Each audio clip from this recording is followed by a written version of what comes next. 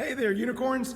We may be near, we may be far, but through the internet, we're in here and we're better together. So I've got a few things here that I want to show you that's going to be coming up. Now today, our focus is not on catching or fielding things off the ground, but it's coming up in a little bit, and there's some things that I have that you may not have. I'm pretty sure you don't have, so we're gonna have to improvise a little bit. But here at the school, if we were gonna start working on our catching, we would use something like these. They're called a scoop. So for older kids, you've probably seen these before, and you know a little bit how we're using them.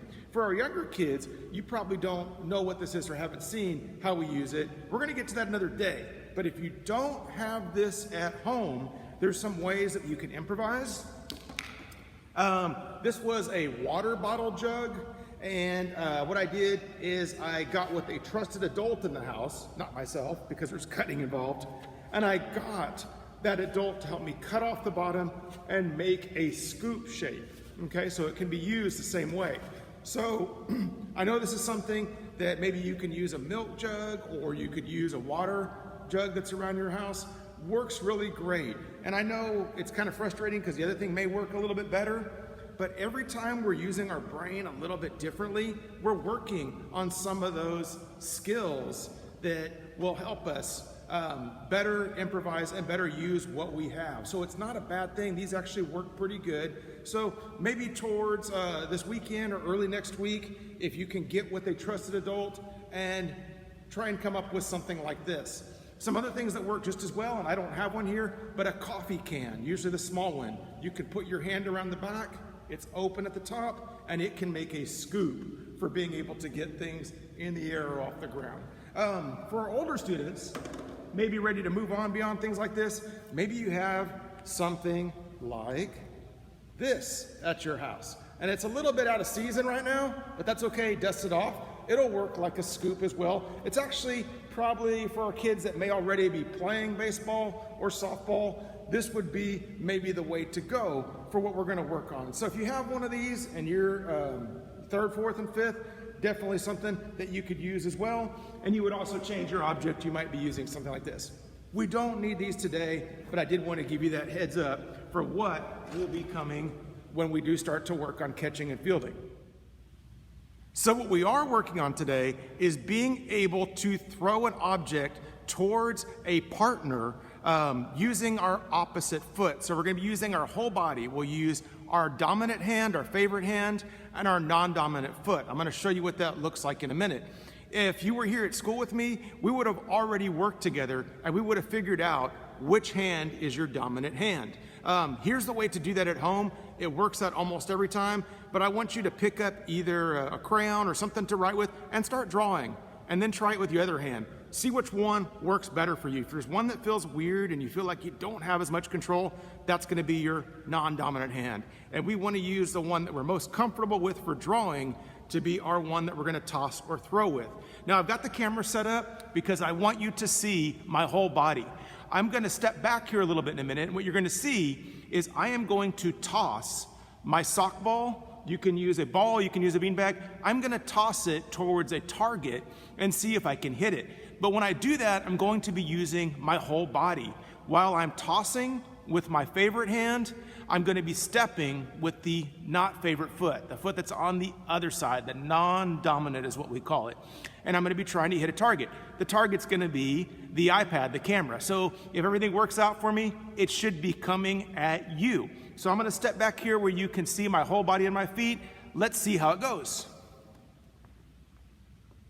My favorite hand, my opposite foot. So I'm going to look at my target. I'm going to take a step as I throw. Oh, it went a little bit high. I'm gonna go get it and I'm gonna try again. So since I missed, what you would be doing at home is you would be stepping a little bit closer than you were last time. So I'm gonna try and get to where my feet are still on the camera so you can see. Favorite hand, opposite foot, step, and toss. Still went a little bit high. So I adjust. Every time you miss and you adjust, you are getting better coordination. You're learning how to control your muscles. It's called muscle memory. Step. Oh, I got it. You saw it shake there. So now what I would do is I would step back from that position where I was at and see if I can get it from one step back and try and hit my target. So I mentioned having a partner, and everybody's like, Coach, I don't have a partner. It's me by myself. No worries, look around. I don't have a partner either, so I'm gonna show you how it's gonna work.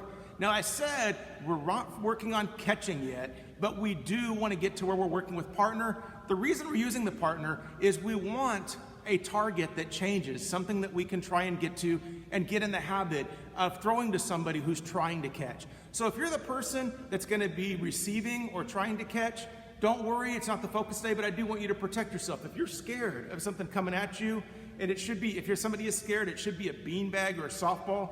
It shouldn't be that baseball over there. We're gonna start soft. For the thrower, it's the same thing. Whatever they're throwing, they just need somebody that's showing that they're ready to catch. So ready to catch looks like this. What's nice, you put your thumb and your fingers together and you spread your fingers out and you can see what's coming at you. You don't want them like this. I see a lot of kids do that and the object comes right through the middle. So wherever you put your hands is a symbol of where you want the person to throw to. And if you're the person that's gonna be throwing or tossing, you wait until that person puts their hand somewhere. Don't blindside them when they're not paying attention. Wait till they put that out there to be your target. So here's what I set up because I don't have a partner. I have this nice durable wall. It's strong. It's not something that's gonna break or leave marks on the wall. Check with the responsible adult at your house about where you might be able to do that. And what I'm imagining, I put these little spots here. These are magnets. I might be using something already there. If it's an outside brick wall, I might pick a different colored brick or something.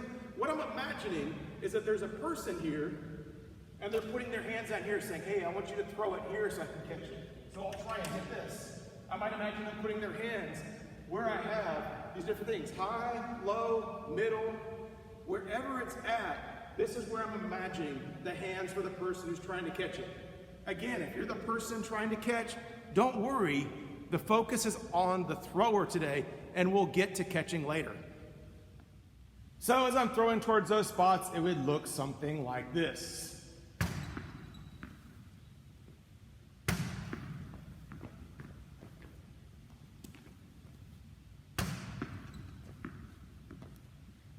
Every time I'm throwing, I'm trying to get close to one of those up there. If I'm close to the one that I was aiming for, then I take that step back and try and see if I can hit it from a further distance. If I'm missing it, if I don't hit right on it, then I'm coming closer till I do. So I'm working my way up to greater distance.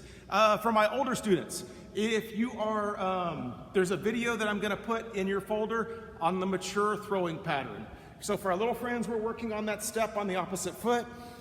If you're older and you feel like this is really easy and you're hitting the target every time and you realize that you're getting far back where that step and underhand throw just isn't making it anymore, then you need to start working on the power and the speed of the object. So there's a video that I'm going to put in your folder and it's on what they call the mature throwing pattern. So I want you to think about a quarterback in football, or you may be thinking about the pitcher in baseball and think about how they use their entire body like a slingshot and they step twist and they throw towards an object. That video that I put in there is slow motion. It's really slow, but it lets you see what it looks like.